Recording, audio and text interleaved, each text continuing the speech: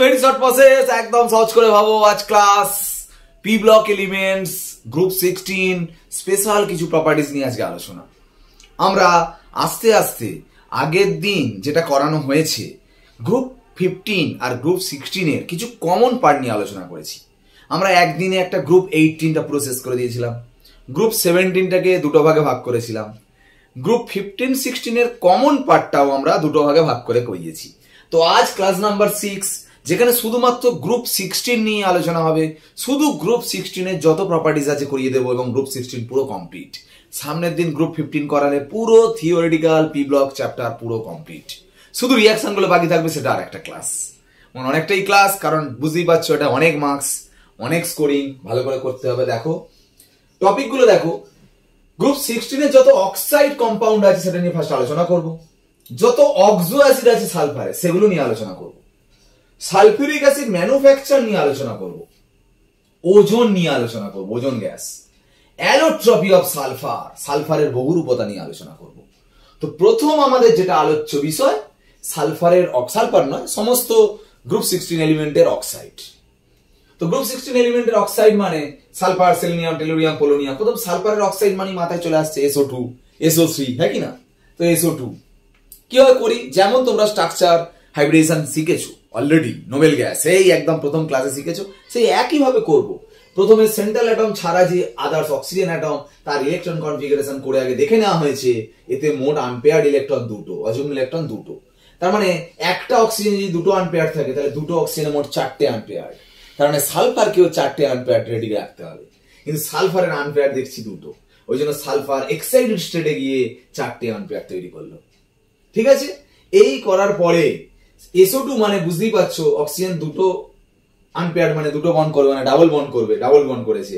Double bond মানে জানো একটা সিগমা একটা পাই, একটা সিগমা একটা পাই। তার মানে সালফার দুটো মোট সিগমা, দুটো মোট পাই করবে। আর তোমরা জানো, নিশ্চয়ই জানো, দুটো পাই যে হবে লাস্ট ইলেকট্রন দুটো পাই, বাকিগুলো সব সিগমা। এটা তো লোন পেয়ার। তাহলে আমরা কি জানি, হাইব্রিডাইজেশনটা ফার্স্ট থেকে শুরু করে এই পর্যন্ত নয়, পাই এর আগে পর্যন্ত নেওয়া হয়। ওই জন্য দেখো spp, ওই জন্য sp2 হাইব্রিডাইজেশন। লোন পেয়ার একটা এরকম স্ট্রাকচার হচ্ছে।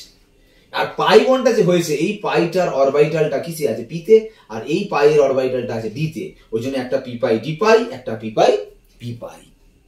এই শুধুতে দু ধরনের পাই বন্ড, পি পাই পি পাই, পি পাই ডি পাই। এবার একটা কথা তোমাদের বলি, পি পি অরবিটাল ওভারল্যাপ হলে পি পাই পি পাই, পাশাপাশি ওভারল্যাপ হলে, আর পি আর ডি ওভারল্যাপ হলে পি পাই ডি পাই। দেখো, যদি পরমাণুর আকার ছোট হয়, পাশাপাশি অরবিটাল গুলো থাকলে মোটামুটি ওভারল্যাপ হয়ে যেতে পারে। কিন্তু যদি অরবিটাল মানে অ্যাটমের সাইজ বড় হয়, তখন বন্ড লেন্থটা বড়, তার মানে সিগমা বন্ডটা অনেক বড় হয়, অনেকটা দূরে চলে যাচ্ছে। তখন পাশাপাশি যে পি অরবিটাল গুলো থাকে অনেকটা ডিস্টেন্সে চলে যায় বলে এর সাথে এর ওভারল্যাপটা ভালো করে হয় না, পাশাপাশি সাইড সাইড। ওই জন্য পাই বন্ডটা ফরমেশন হয় না, যেটা আগে অলরেডি বলে দিয়েছি। অক্সিজেন গ্যাস সালফার কোটিং কেন সেখানে বলে দিয়েছি। তার মানে অ্যাটম সাইজ বড় হলে পিপাই পিপাইটা হবে না। বলো স্যার পিপাই পিপাই হয় না, পিপাই ডিপাই হয়? হ্যাঁ, পিপাই ডিপাইটা কেন হয়? যতই বড় আকার হোক না কেন, কারণ পিপাই ডিপাইটা দেখো হয়তো দূরে থাকে ঠিক কথা, পি অরবিটাল ডি এর এমন একটা শেপ, ডি এর শেপ তো এরকম ফুলের মতো, এরকম বেঁকে থাকছে বলে দেখো এর সাথে অরবিটাল ওভারল্যাপিংটা হয়ে যেতে পারে।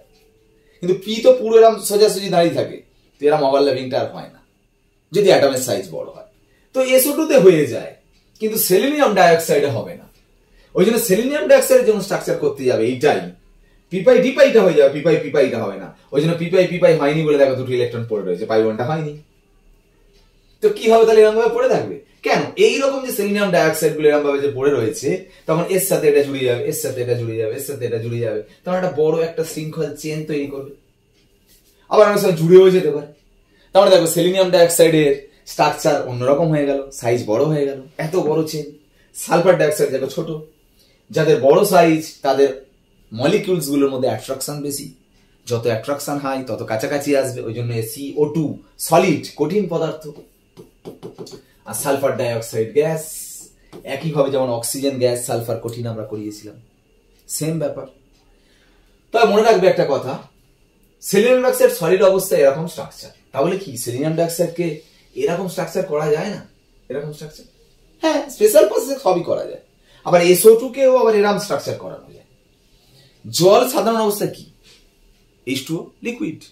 তাহলে কি ওকে গ্যাস করা যায় না, না বরফ করা যায় না? সবই করা যায়। নর্মাল কন্ডিশনে SiO2 সলিড, SO2 গ্যাস। এর যদি সলিড স্ট্রাকচার বলে এর মতো হবে, আর এর যদি গ্যাসিয়াস স্ট্রাকচার বলে এর মতো হবে, হতেই পারে। নর্মাল কন্ডিশনটা আমি বলছি। টেলিরিয়াম ডাইঅক্সাইড তো আরো সলিড হবে, এর মতোই হবে, তাই না? পোলোনিয়াম ডাইঅক্সাইড তার এর মতোই হবে। সেম SO2 যেমন করলাম, SO3 যখন করবে দেখবে তখন পিপাই পিপাই একটা, পিপাই ডিপাই দুটো থাকবে। একটা পিপাই পিপাই, দুটো পিপাই ডিপাই। পিপাই ডিপাই তো বড়, অ্যাটমের সাইজ বড় হলেও পিপাই ডিপাই হয়ে যাবে, কোনো চাপ নেই। কিন্তু অ্যাটমের সাইজ বড় হলে পিপাই পিপাইটা হবে না। সেই জন্য সেলেনিয়ামের সাইজ বড় বলে পিপাই পিপাই হয় না বলে এরাম স্ট্রাকচার হয়। দেখো শুধু ডিপাই গুলো হচ্ছে দুটো, পাই এখানে যেমন তিনটেই পাই বন্ড হচ্ছে, এটা এটা এটা, এখানে দুটো করে পাই হচ্ছে, শুধু পিপাই ডিপাইটা হচ্ছে। পিপাই পিপাই না হয় উল্টে এরাম বড় স্ট্রাকচার একটা হয়ে যাচ্ছে, বুঝতে পারলে? তাই জন্য এটা সলিড মেটেরিয়াল, এটা গ্যাস। এখানে যে বলছে বন্ড নেচার, বন্ধন মানে প্রকৃতি, এটা কি?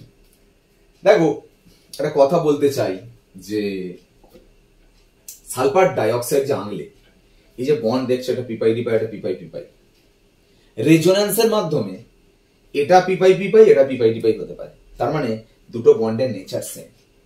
SO3 তেও সেম, মানে সবকটা বন্ডের নেচার সেম হয় ডিউ টু রেজোন্যান্স। এবারে একটা কথা, ডাইপোল মোমেন্ট। দেখো SO2 আমি গ্যাসিয়াস ফর্মেই বলছি সব, আর SO3 দুটো স্ট্রাকচারের মধ্যে ডিফারেন্সটা কি? এটা একটা অ্যাটমকে ঘিরে তিনজন সমানভাবে সমান অ্যাটম সমান জোরে টানছে, নিড মোমেন্ট জিরো।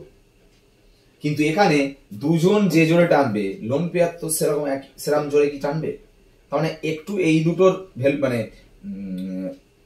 নেটটা এইদিকে বেশি হবে, মানে এই দুটোর যোগফলটা বেশি হবে, মানে এইদিকে একটু বেশি কাজ করবে অপোজিটের তুলনায়।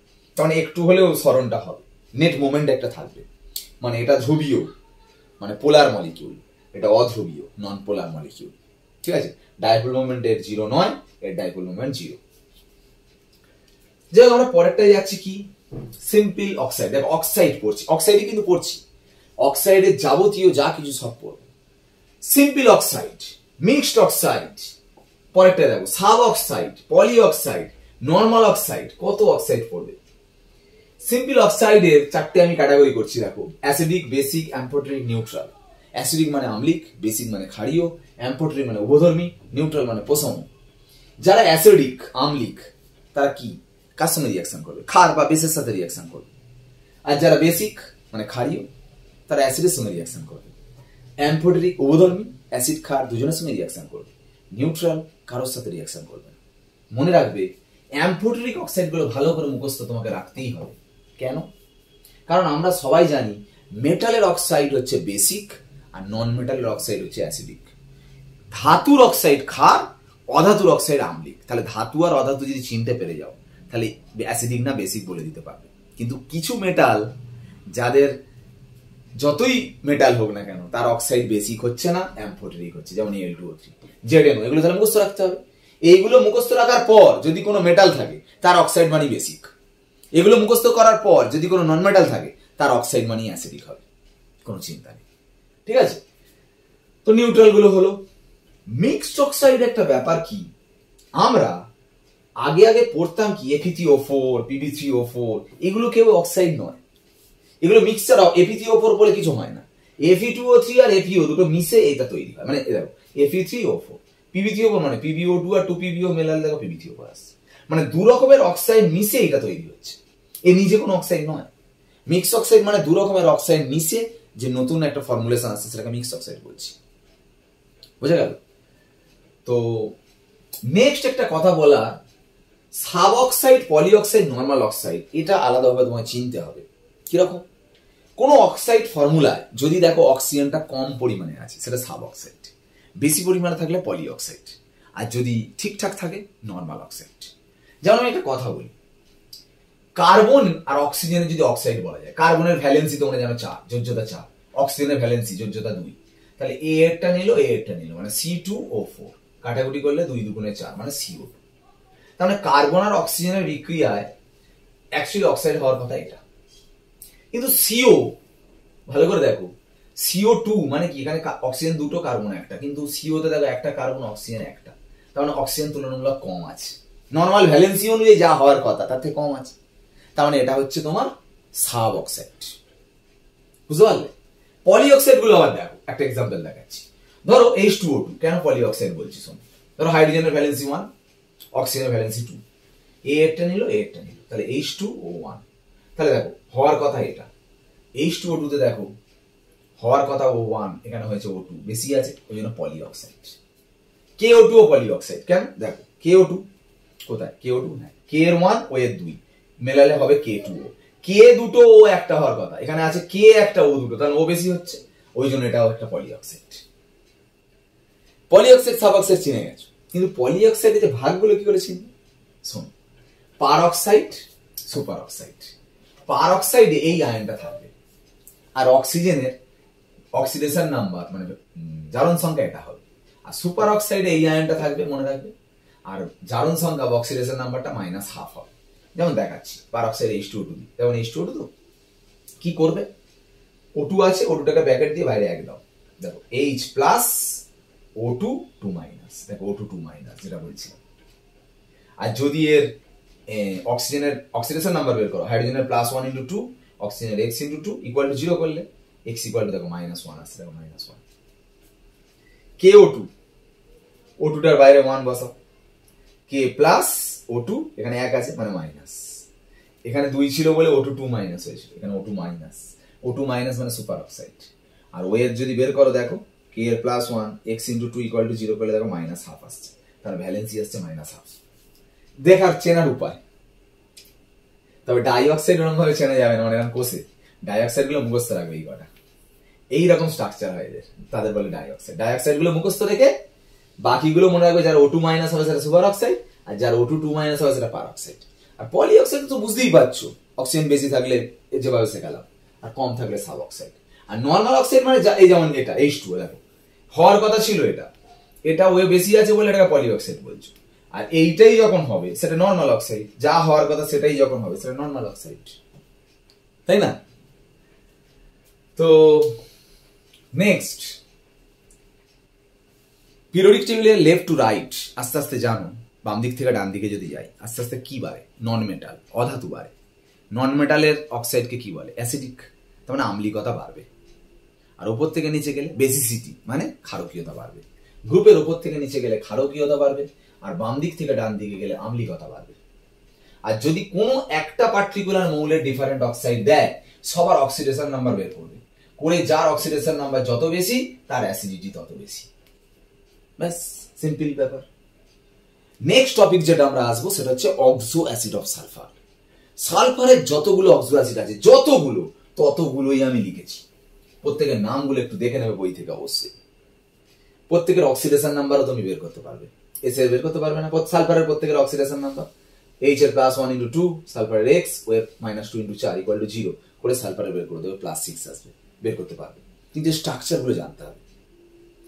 সবকটা অক্সো অ্যাসিডের সালফার, এই অক্সো অ্যাসিডের স্ট্রাকচার এই সালফিউরিক অ্যাসিড থেকেই আঁকা যাবে, এটা ভালো করে মুখস্থ করো।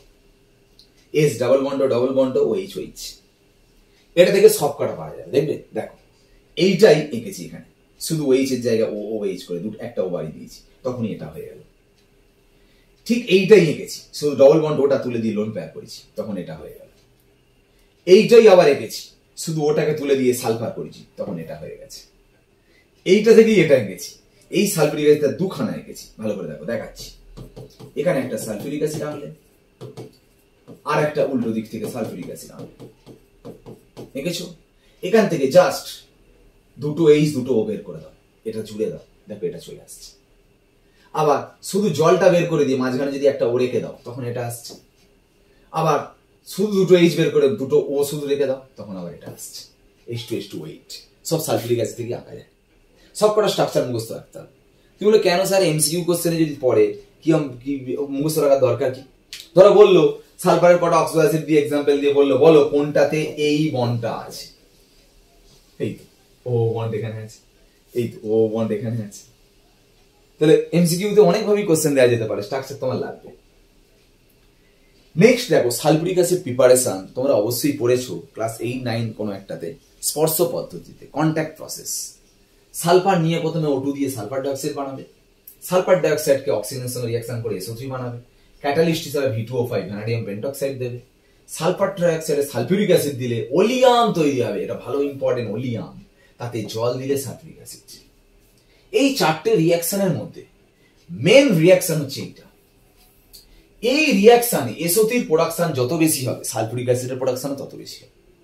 এখন কথা হচ্ছে এই রিঅ্যাকশনে দেখতে পাচ্ছ এই দিকে প্লাস হিট মানে এক্সোথার্মিক প্রসেস, ডান দিকের প্রক্রিয়াটা তাপমুচি প্রক্রিয়া, মানে এদিকে হিট জেনারেট হচ্ছে, মানে এদিকে গরম, ঠিক আছে। ওই জন্য এই রিঅ্যাকশনটা করার সময় ঠান্ডা করা হয়, মানে রিঅ্যাকশনটা কম টেম্পারেচারে করা হয়। কারণ আমরা জানি কি লাচাটেলিয়ার প্রিন্সিপাল অনুযায়ী টেম্পারেচার কমালে সে গরমের দিকে যেতে চায়, যেহেতু এদিকে গরম তখন বিক্রিয়া যত এদিকে যাবে তত SO3 প্রোডাকশন বাড়বে, তাই লো টেম্পারেচারে রিঅ্যাকশন ভালো হবে। আর হাই প্রেসারে, কেন হাই প্রেসার? প্রেসার হাই করলে, চাপ বাড়ালে ভলিউম কম, আয়তন কমের দিকে যেতে চায়, যেহেতু এদিকে ভলিউমটা 2, এদিকে ভলিউম দেখো 1 আর 2 3, তাহলে এদিকে ভলিউম কম, ওই জন্য এদিকে যাবে, তার মানে SO3 প্রোডাকশন বাড়বে। তার মানে এই বিক্রিয়াটার জন্য আমরা করব কি, হাই প্রেসার আর লো টেম্পারেচার দিলে সালফিউরিক অ্যাসিড প্রোডাকশনটা সব থেকে ভালো হবে। Next ozone. Ozone gas structure এঁকেছি, হাইব্রিডাইজেশন করেছি, দেখতেই পাচ্ছ রেজোন্যান্সের মাধ্যমে সবকটা বন্ডের নেচার সেম হচ্ছে, মানে সবকটা বন্ধন দৈর্ঘ্য একই প্রকৃতির। অক্সিজেনকে যদি সাইলেন্ট ইলেকট্রিক ডিসচার্জ দাও, সাইলেন্ট নিঃশব্দ, তবে সেটা ওজোন তৈরি হয়। যদি একটু সাউন্ড হয়ে যায় আবার ব্যাকে চলে যাবে। আর ওজোনকে ভাঙলে তোমরা সবাই জানো O2+O হয়। এই জায়মান অক্সিজেন নেসেন্ট অক্সিজেন হচ্ছে, মানে তার মানে এর অক্সিডাইজিং প্রপার্টি থাকবে, জারক পদার্থ। আবার এই অক্সিজেন দিয়ে জানো ব্লিচিং প্রপার্টি থাকে, যেটা আমি শিখিয়েছিলাম, যে কালো চুল দিয়ে সাদা হয়ে যাওয়ার এক্সাম্পল দিয়েছিলাম, এই ওজনের আছে। ওজনের একটা গুরুত্বপূর্ণ রিঅ্যাকশন আছে, মার্কারি যে পারদ, মানে আমরা জানি থার্মোমিটারে থাকে, সেটা ওঠানামা করতে পারে। সেই পারদ বা Hg যার সঙ্গে ওজনের রিঅ্যাকশন করালে তৈরি হয় Hg2O, যেটা Hgর মধ্যেই দ্রবীভূত হয়ে যায়, সলিউবল হয়ে যায়, গিয়ে Hgর যে ওঠানামার ক্ষমতাটা কমিয়ে দিয়ে কাঁচের গায়ে আটকে দেয়, যেটাকে আমরা বলি ট্রেলিং অফ মার্কারি। বুঝে গেল? নেক্সট আমরা লাস্ট বোর্ডে আসছি, অ্যালোট্রপি অফ সালফার। সালফার আমরা আগের দিন শিখেছি, অক্সিজেন যে এরম ভাবে থাকে, সালফার কিন্তু এরম ভাবে থাকতে পারে না। কেন? এ সিগমা হলেও পাইটা হয় না। কিন্তু এখানে যে দেখাচ্ছিলাম এরকম আছে, এগুলোতে মানে সব সালফার আছে, এইগুলোতে আমি লিখিনি, সবগুলোতে এরকম সালফার আছে, কোনগুলোতে, ঠিক আছে। তো এই ফর্মে থাকি আনস্টেবল, কত টেম্পারেচারে? 1100 কেলভিন টেম্পারেচার, এতটাই আনস্টেবল। এবং এই H2 দেখবে আনপেয়ার্ড ইলেকট্রন থাকবে এর মধ্যে, এটা প্যারাম্যাগনেটিক হয়, সেটা বড় কথা না। আমি বলতে চাইছি H2O হয় ভেরি ভেরি আনস্টেবল। মেন কোনটা হয়? S8, এইটা, এই ফর্মে, তাই না? দেখো 8টা, 1 2 3 4 5 6 7 8 এরকম ভাবে থাকে না, বলেছি তো, এরকম ভাবে।